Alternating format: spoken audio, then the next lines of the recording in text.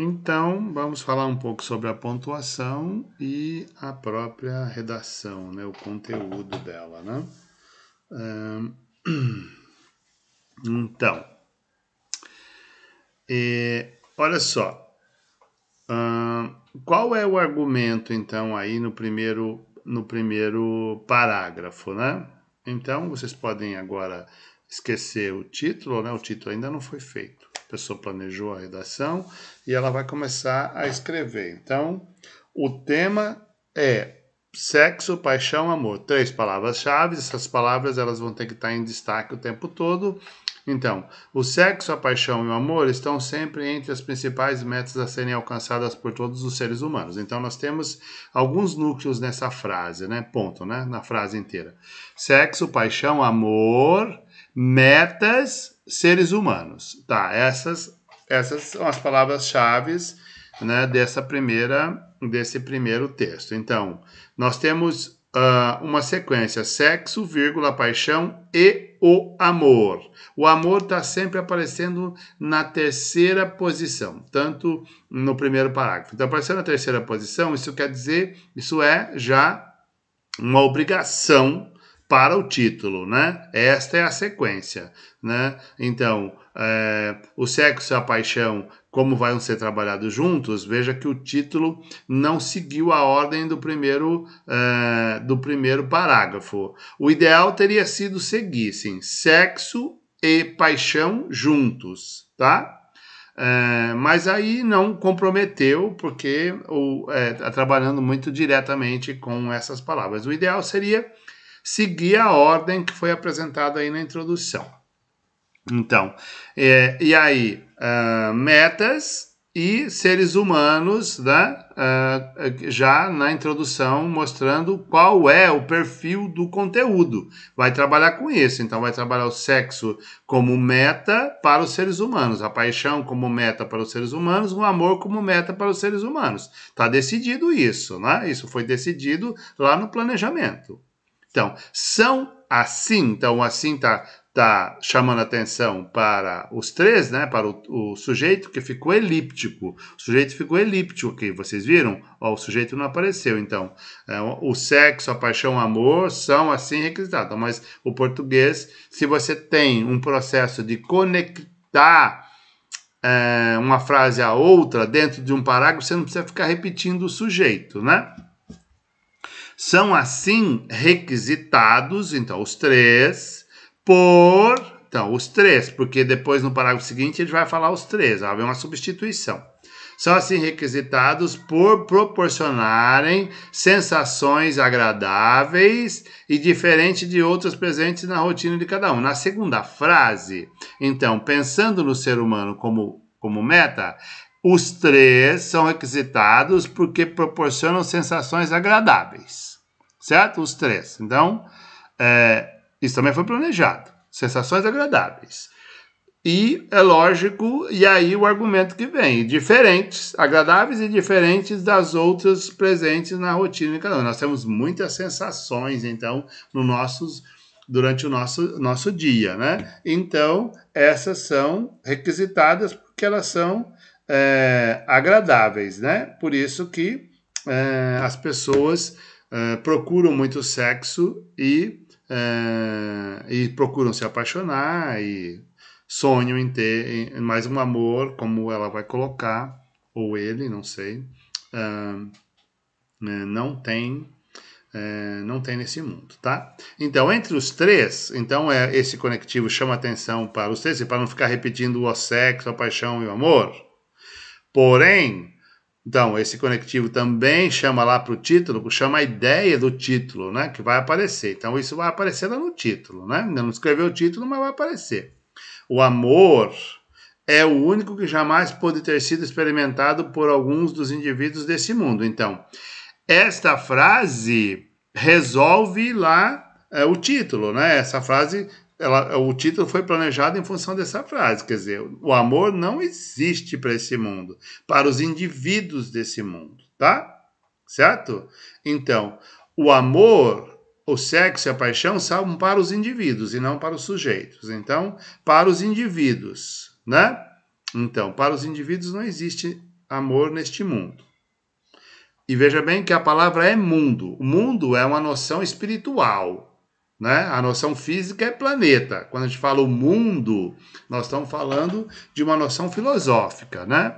Quando a gente quer falar da noção física, a gente usa outros nomes, terra, planeta, como ela vai usar aí, né? Às vezes a gente usa a palavra mundo, mas quando a gente está falando mundo, nós estamos metaforizando filosoficamente o nosso planeta, né? Então, quando nós começarmos a viajar pelo universo ou pela galáxia, o mundo não será mais o nosso planeta, né? Sei lá, né? Por ser espiritual, então o amor é espiritual, né? O amor não existe nesse mundo. O amor é espiritual. Veja bem que a argumentação está muito boa. Não se perdeu. Concordar ou discordar não faz a menor diferença, tá? Veja bem, ninguém vai se preocupar em... Alguém que for ler essa redação, esse texto, ela pode até discordar e tal, mas isso é uma questão ideológica dela, não tem nada a ver com o texto, tá? Por ser espiritual, torna-se um sentimento que só os seres elevados são capazes de administrar, não havendo, então, possibilidade de se realizar neste planeta. Então, fisicamente, neste planeta não tem seres elevados. Tá todo mundo na caixa preta aqui, né? Metáfora, né? Então, seres elevados não existem neste planeta. Então, fora deste planeta, então, talvez em outros mundos, né, existam os seres elevados, mas nesse não existe. A argumentação está muito boa, tá?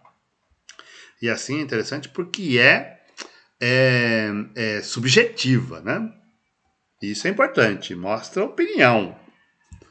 Então, levando lá o conectivo que assume, né, quer dizer, dá uma presentificação no texto. Já a paixão tem razões psicológicas e consequências físicas. Então, a paixão é psicológica.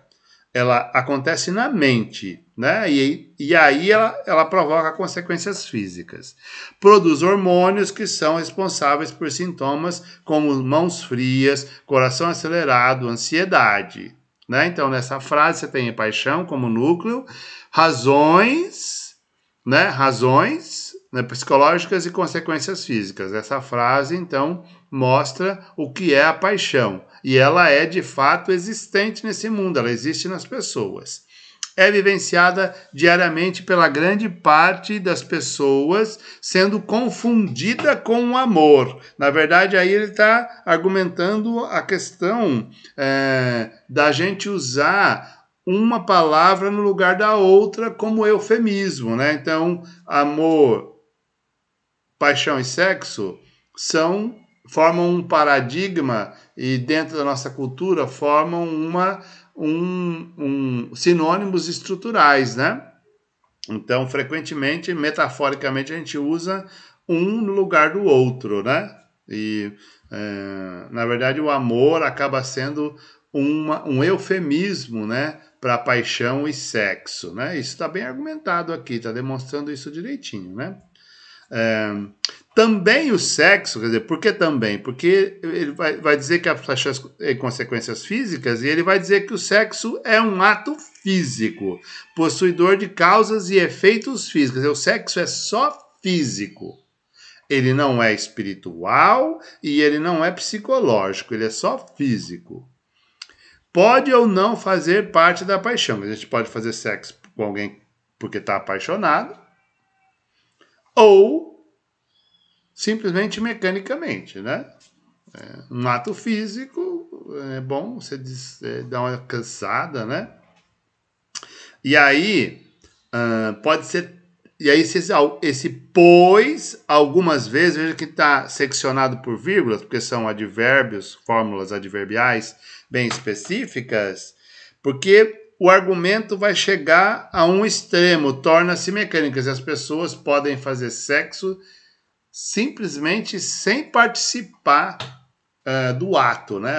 Entra lá numa coisa meio mecânica, quer dizer, e pronto, né? Isso é muito comum em pessoas que fazem sexo por dinheiro, né? Tanto homens quanto mulheres. Entra num ato mecânico assim, que nem sente nada, nem percebe, faz e pronto, né? Então, aí a questão, né? Fora esse... Porque traz prazer é muito procurado pela maioria dos indivíduos, que buscam nele a satisfação de suas necessidades. Então as pessoas buscam sexo, não importa, né, pagando ou de qualquer jeito, quer dizer, o sexo é um ato físico, é uma necessidade física. Olha só, necessidade, suas necessidades. É físico, é uma necessidade física. Se a pessoa é saudável, se ela é adulta, saudável, etc., ela tem necessidade de fazer sexo. Tá? Então, aí o conectivo assim remete a todo o texto anterior, né? O sexo e a paixão, né? Pelo argumento, eles se ligam, são físicos, são corporais, são do indivíduo.